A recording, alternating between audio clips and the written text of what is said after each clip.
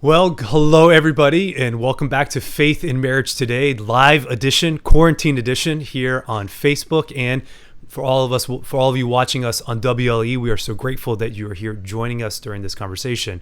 So, Jason, how are you guys doing? How are things going up there? Doing well. How about yourself? Yeah, man, we're doing all right. It's warm today. You know, we've had really great weather during this whole thing, but today's a little warm. So we're gonna, do the best that we can. We don't have a pool, so I think we'll just have to spray the kids off, like wild animals with hoses or something. I don't know, just to keep them down. So I know we're very jealous of those who have pools right now. Yes, and we can't go over to anybody else's house either because we're supposed to be social distancing. So my daughter's not social I distancing. See that. We got a special guest in the house. What's going on back there? Who is that? Is that Nora? So this is my youngest, Nora, and she is with us today. So how are y'all doing? Faith and Marriage Today. There it is. Fantastic. Well done, Nora. How are you doing, sweetie? Yes, Nora, Catherine. So you got to talk. You got to say hi. Are you having a good time with Daddy? All right. It's fantastic. Well, we lost our co-host, but hopefully he'll be back in just a second. So we want to thank everybody again for joining us in the conversation. We want to take a little bit of time before we go into the bulk of our conversation today, or our show today, where we're going to welcome a special guest coming all the way from Paris, France. Dr. Jennifer Miller will be on the call in just a few minutes. We wanted to at least take this opening segment to be able to introduce you to a new initiative that we have started here at Faith in Marriage that we're really excited about. And so, Jason, why don't you tell the people what's going on about United at Home? So when we originally put together United in Love, United in Christ, the goal of this program was to help couples come together in a group setting, whether it would be at home in a small group or at church, at the church parish, maybe in the parish hall, and to find that opportunity to fellowship with other couples, but to dive into some really rich, beautiful teachings of the faith, to see wonderful presentations from couples sharing their witness and their story. But unfortunately, because of everything that happened with COVID-19, because of the quarantine, and because there's going to be probably a time that's going to take to get everything back running again, where people will be doing more things in public and all that in group settings. So we wanted to take the United in Love program and make it an at-home edition. So we have this at-home edition that you can go now and online at our our website at faithinmarriage.org, and you can click the United in Love link, and then you'll see United at Home, and you can click that, and for $34, $34.99 or something like that, the couple can download all the content. We changed some of the things in the couple guides to make it more appropriate for just the couple experience. So it's just the couple sharing it, doing it together on their own, at their pace, at their leisure. And then we added some extra little videos to kind of go with the existing presentations to kind of help the couple walk through all the different sessions. So there's it's like 6 date nights at home. So it's meant to be something where the couple can kind of, once the kids are down and they're not running around and trying to jump on your Facebook Live, but when everybody's asleep, it's all good. Yeah.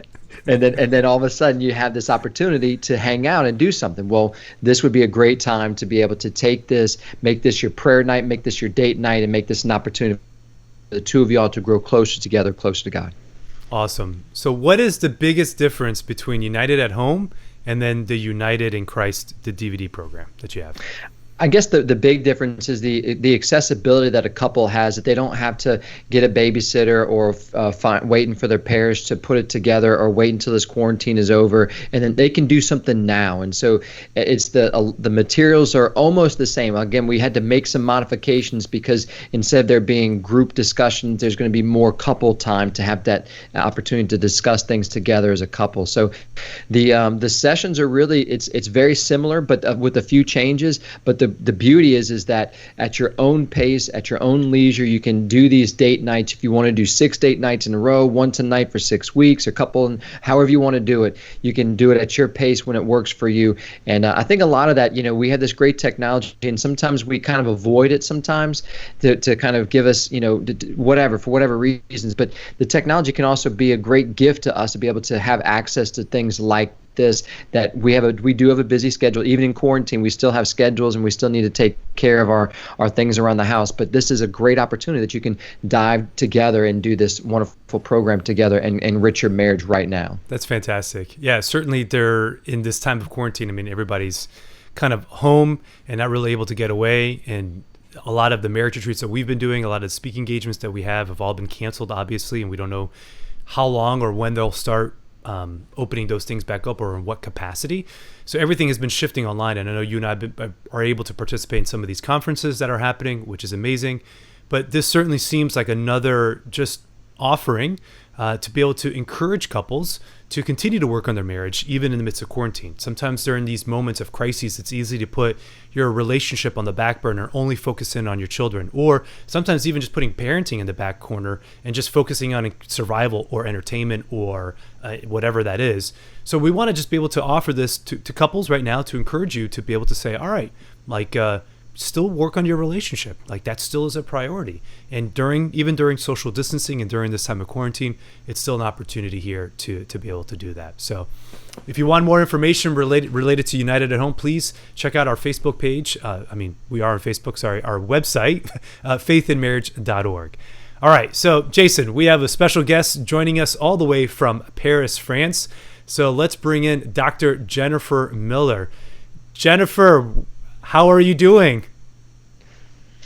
Good. Can you hear me? We can hear you just fine. Thank you so much. Now, prove to us that this is not a virtual background. Look at that. That's proof. Yeah, that'll do. That is amazing. That'll do. Yeah. That's the real deal. Real time right there. Paris, France. That's beautiful. Wow. That's amazing. So what do you do when you're at the Eiffel Tower? Do you like have to get a croissant and wear a hat or something? I don't. Grab a glass of wine. Grab a glass of wine. I mean, I guess what's the thing to do at the Eiffel Tower besides take pictures of it? Yeah. So a guy just offered me a bottle of wine. Y'all were right. That's what I got. Oh, well, there it is. Or you know what? I was like, no, really, I'm good. So Jennifer, what in the world is bringing you all the way to Paris from you're from Eunice, right? Isn't that where your family's from? Yes, from Eunice, Louisiana. From Eunice, Louisiana to Paris, France. Tell the people what you got going on and what brings you all the way to the other side of the world. Well, about a year ago, almost exactly a year ago, because you know how the pictures come up and they have little dates on them, and you're like, oh my gosh. I started basically a journey around the world, and I was kind of pushed by, I guess, my students at the seminary where I teach at Notre Dame Seminary, by some of the clergy study days that I'd given to priests, and also by a lot of presentations that I'd given in parishes to answer a lot of the questions that people have regarding what it means to be created male and female in the image and likeness of God. St. John Paul II, when he was working on his theology of the body, said that it's there, meditating on this, that we begin to have a theology of masculinity and femininity. And then he just left it, right? Or like so many things that John Paul II did. He said something, you're like, wow, that's amazing. Yeah. And then that's it was gone. Yeah. Kept on going. And I remember even in class, the seminarians would ask, they'd be like, Dr. Miller, what does that mean? I'd be like, good question. So the last year, that's really what I've been trying to do. Like St. John Paul II, beginning scripturally, looking at the fact that we're resurrected as men and women, right? So being created male and female isn't just a beginning. It also points us towards a very particular end in regards to the resurrection. And also how our own personal experience in different cultures can help us to better understand that.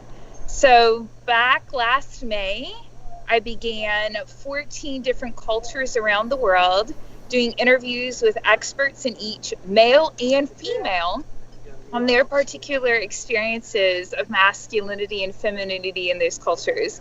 And I made it through 10 so far. 10 before COVID caught me in Paris, which was not a bad place to be caught, I have to say. Fantastic. Yeah. Do you plan on, after this quarantine is over, being able to go to the other 4 countries that you're looking to? That was really my hope. So I began with the Native American reservations. I did that in May. Last September, I went to Mexico. Then December and January, I went to Asia, specifically India and Vietnam. Took a break and came back home. February was Africa, Uganda, Kenya, Rwanda. And then the first 2 weeks of March, I went to the Holy Land with Adam Fuselier, whom y'all know, Yes. with Ministries. And as we were the beginning of March, right? So like you're hearing the announcements every day, like the world is closing down, like people can't get to. Adam told me when he got on the plane in the U.S., they boarded, and then they said anyone who has been in Italy for the last 14 days has to get off the plane now. They cannot go to the Holy Land. They cannot go to Israel. Wow. That's So amazing. every morning, breakfast conversation, like, will we make it home? Mm. Will we end up getting stuck in the Holy Land? And Adam managed to make his plane, and I really spent some time in discernment and prayer. And I thought, I really feel like the Lord is calling me to go forward. Right? I went the first Friday in Lent, and I knelt down in the Blessed Sacrament Chapel at the Church of the Holy Sepulchre, and I said, what do you want? Like, do you want me to go back home? I know I have a tendency to push. Do you want me to push forward? And I just felt like I was supposed to go forward. So 3 attempts. On my 3rd ticket, I finally made it to France. And Wow. a day and a half later, we were in quarantine here. That's unbelievable. So my hope, yes, is to continue. We've begun the déconfinement, coming out of quarantine. The earliest that the borders here will open up would be June 15th. And then it'll be a question of trying to get to Poland, Hungary, and Italy before I go back home. Amazing. Wow. Amazing. So what has your experience been like in France during this time of quarantine? Now, Jason and I, we both have families. And so as you saw, his kids, my door's locked. For soundproofing, I literally have one of the boys' beds on the other side of the wall, on the other side of the door, up just for I'll the have to extra try that measure. the next time. It helps. And a security guard. I figured that one out. Yes, it helps. So Jennifer, what has your experience been like during this time of quarantine, especially being so far away in France? How has it been for you? It has, I have to admit, it's been pretty amazing. I think quarantine anywhere is kind of mind-numbing at a certain point. I think the first week is the hardest. But just to watch, when they say liberté, égalité, fraternité, and that last part, fraternity, really being solidarity, it's true. So there's just been a calm here in terms of quarantine. There was discussion about whether or not this was the right direction to go in, but I didn't see anger. Every night at 8 o'clock, people would go out to their windows and clap for the medical personnel who were on the front lines. Yeah, that was amazing. You shared that video on Facebook, and that was really absolutely remarkable seeing that. It was incredible because you go out to your window, people are already there. You can hear people from the next piazza over yelling their heads off. And then a couple nights I was out running at that time because we had specific running times. And you would hear the tram would be honking its horn all the way down the line. And there were some people who thought they were on the Saturday Night Live more cowbell video. Literally through the balconies, the cowbell. This is our time to support those who are really trying to help us. And it was beautiful. I saw in the US people put up little memes or whatever on their Facebook. But to hear every night and to participate every night in a gesture together of solidarity was absolutely beautiful. I don't think it was easy for parents having the children at home. I know in the US a lot of people were schooling at a distance. That was not necessarily the case here. Okay. Right? Because in the US you presuppose everyone has access to internet. Right. You don't necessarily presuppose that everyone in France does, especially a lot of that would depend on socioeconomic class. But parents were, I think they were very relaxed about COVID and their children. So you would go outside and you would see all of the parents kind of standing at safe social distancing measures with their masks on. Mm-hmm. And the kids are all playing together, rubbing each other's noses in the dirt, touching each other's faces. And there was an online journal, it has its print as well, but it did interviews with about 8 little children and asked them, describe COVID. COVID is a ball with little trumpets on the end that can stick you. It's invisible and it's everywhere. Funny. But they asked them, they said, are you scared of COVID? And all of the children were like, no, because it doesn't harm little children. As long as our grandparents stay alive, we're happy and we're okay. Wow. So even that, to see that there was an active concern about the way the children felt and thought about it at a national level was beautiful. That's amazing. Beautiful. Dr. Miller, I'm so fascinated to hear more about your research. I mean, I know that you're not all the way finished with your travels, but I'm so excited to hear some of the insights from the things that you've been able to hear and learn about. It's just amazing that as you're doing this, you're really that student heart to learn, and that what's going to make whatever research you do all the more powerful. So can you tell us a little bit about some of those things on your journey along the way? Yes, thank you for asking, because it really has been having the heart of a student. I think also having the heart of a child. Sometimes it's really easy to stay in our zone, kind of know what to do, to say. But I think the Lord's plans in our lives really call us often to be children and to learn to get from others. And in every culture, you never know when you're going to make a mistake or you're going to say something wrong, especially in another language or something offensive. But it's been beautiful how many people were willing to go out of their way, perfect strangers, because them an email and open up and share a lot of beautiful and a lot of painful things. I think there are probably two or three points that have really stuck out so far, kind of generally. And the first has to do, I'll begin with women, since I am a woman, right? We say masculinity and femininity, but you have to give me an opportunity to do some femininity and then some masculinity too. Yes. Sounds good. So one of the things that really struck me was what a prominent role women play in many different cultures and in the history of many different cultures as well. So just a couple of examples. One is a beautiful saying by the Northern Cheyenne. No, thank you. Again, they're trying to offer me more champagne. No one's offering me wine right now. It's all. It's 8:00. So the Northern Cheyenne have a saying, for example. They say, "All is never defeated until lots of its women are on the ground." And this is significant, right? We tend to think of army, we tend to think of war, we tend to think even the stability of society having to do with things that are very visible, right? The buildings that stand, the arms that we have to protect ourselves. And yet for them, the idea is that it is the women, right, who kind of give that strength and allow the society, allow the tribe, or allow the nation to go forward. And you see this even in that property rights traditionally belong more so to the women among the Native Americans than they do to the men. So in the 19th century in the U.S., if an Anglo-Saxon woman had an abusive husband, she really had no recourse, right? The law wouldn't stop him. It was her wife. If she left him, she had nothing. She had no money, she had children. He had full guardianship.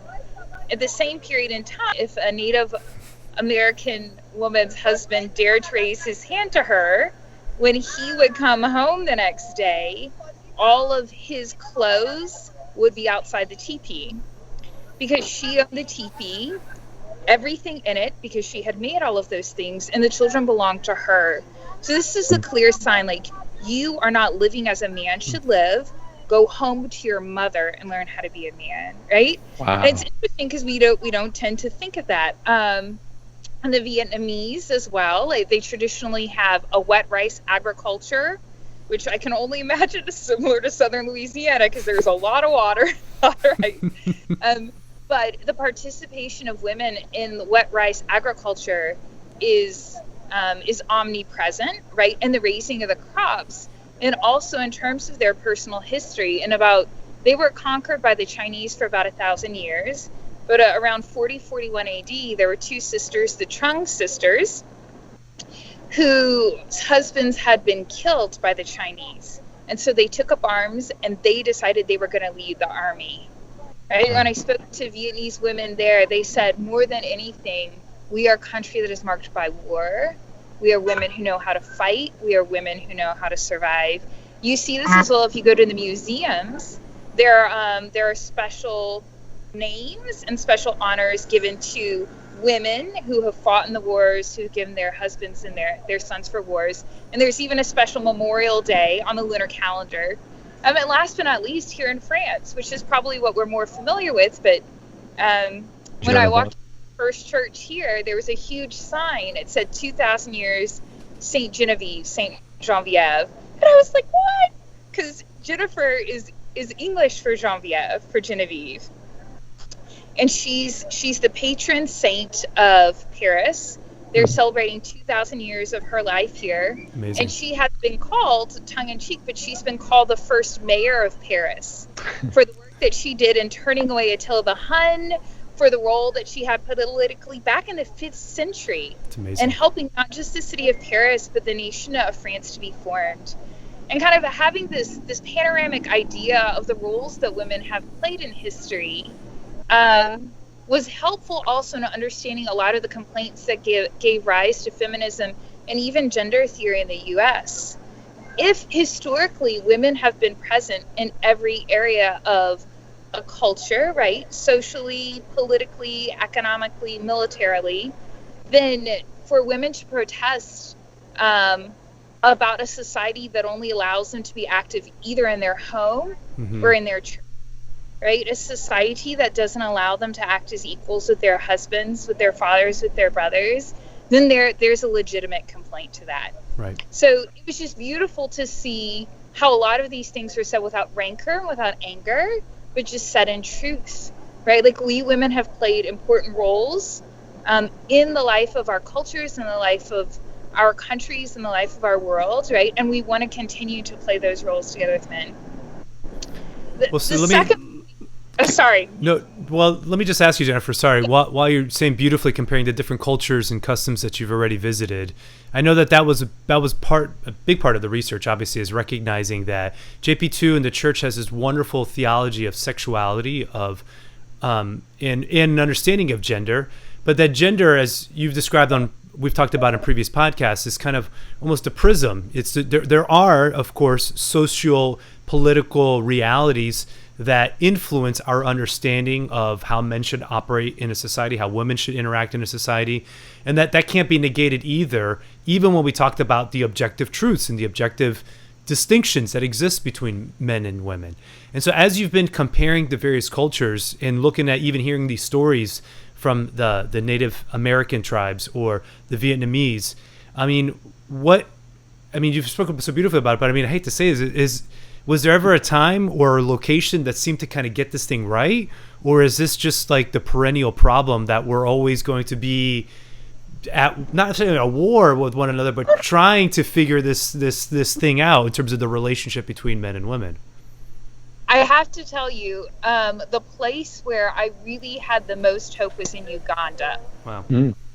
Right? Because in most countries where there's really been an assertion, not an aggression, but an assertion in terms of legitimate rights for women, a legitimate place in a society that goes forward, which St. John Paul II also called for, there's often been a violent, when I say violent, I mean physically violent reaction on the part of men.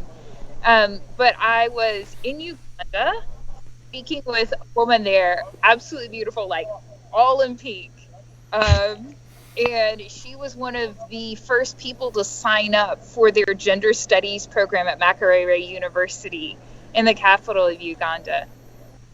And she said, when we started our ministry of gender here to try and look at equality, to try and look at opportunities, to try and look at how we could have men and women working together, right? Not negating a tradition, not getting rid of it, but correcting some of the difficulties that we see. She said we went the typical route, which was policy, right? And this is something I've heard everywhere. Like, what is the policy? And there's a question about, is state policy better? Is business policy better? Do we want something that's structured more regarding subsidiarity? Like, what's the best level to address this on? And she said, but we realized in 10 years that policy doesn't do much of anything. She said, so what we did instead was we went to respected male cultural and religious leaders in each region. Wow. We sat down with them and we said, what do you want for the families? What do you want for the families of your tribe? Yes. What do you want for the families of your parishes? Right? And here we're talking not just, extremely different tribes. If you, in Uganda, you can't speak all of the languages in Uganda. Every time a priest moves, he has to learn another one. So you all know Father Deo at Notre Dame Seminary. He speaks 5 languages just from Uganda. That's amazing. Right? Not just Italian, his English, and his Spanish, because that's what you need as a priest in Uganda. So tribes, religiously, they're also very diverse. So you have the Church of England is very prominent there. The Catholic Church is there as well. There is there's a Muslim segment of population as well. And then there are also animists, right? So, there's just the whole, but they went to the male leaders of all of these different groups. They asked them, what do you want for your families? And interestingly enough, or not, right? The men said exactly the same things that they would have wanted for policy. Wow. So then they said, well, what do you think is the best way to go about making this possible or making this happen? And so the men sat there with them and wrote up their action plans. And she said, so now it's not just like we have, which we do have, a law against domestic violence or domestic abuse. Now when a man beats his wife, his imam, right, or an elder in his tribe, walks into his home, sits down with him with a couple of his brothers and has a conversation with him and says, male strength does not mean beating your wife. Amen. It's a strength from the inside. So Jennifer, I appreciate you sharing that. We're running close to our time right now. We're at just a few more seconds here. So one, I just wanted to say, just to that point, I think it's really amazing, and it's a reminder for all of us that when we're trying to find these things, that the reality is that the answers lie first and foremost, as Jesus says, within our heart. And then from there, within our families, and examining what we can do in our local communities, in our families, to be able to take care of one another. That policies certainly are good. The law is good. Obviously, it's here to protect us. But in and of itself, changing policies isn't going to change people's hearts or consciences. So we can have enforcements or those things. And I get that to some degree we do need some change, But in and of itself, it's not going to be the enough. Exactly. So. If people are interested and want to know more about you, you have a Facebook page, is that right? The Redeeming Gender, or at least your website's redeeminggender.com. Instagram, I know you're active on that. Are you active on Facebook as well? Or say that again. What? Instagram is also the blog, is redeeminggender.com. Yes. Instagram is Redeeming Gender. And then for those who would be interested in having myself or someone from the institute with which I'm working in Southern Louisiana, the International Institute of Culture and Gender Studies, come speak at their parish or their church or their university. We've been speaking a lot of universities this year. Awesome. They can go to our webpage, Culture and Gender, and we can begin to have that conversation. Sounds great. Now, I have to say, as we wrap up here, you're missing an opportunity to be on TikTok and to showing the people the various dances that are happening in these respective tribes. There's an opportunity for you. It's misspelled right there, Jennifer. So, just messing. Sorry. If you saw, I managed to get an amazing one of a beautiful dance that they did right before First Holy Communion in Uganda. 53 little boys and girls made their first communion. I did see that. It was beautiful. It was absolutely beautiful. Oh, it was amazing. It was amazing. All right. Well, we are so grateful that you're here with us. God bless you. Keep safe. Be safe there in Paris, and get that bottle of wine that those people keep trying to offer, to you, and drink one for us. So, Jason, we're coming to the end now. So thank you everybody for joining us in this another edition of Faith in Marriage Today, quarantine edition, Facebook Live. God bless everybody. Have a great day. God bless you. Ciao, ciao, ciao.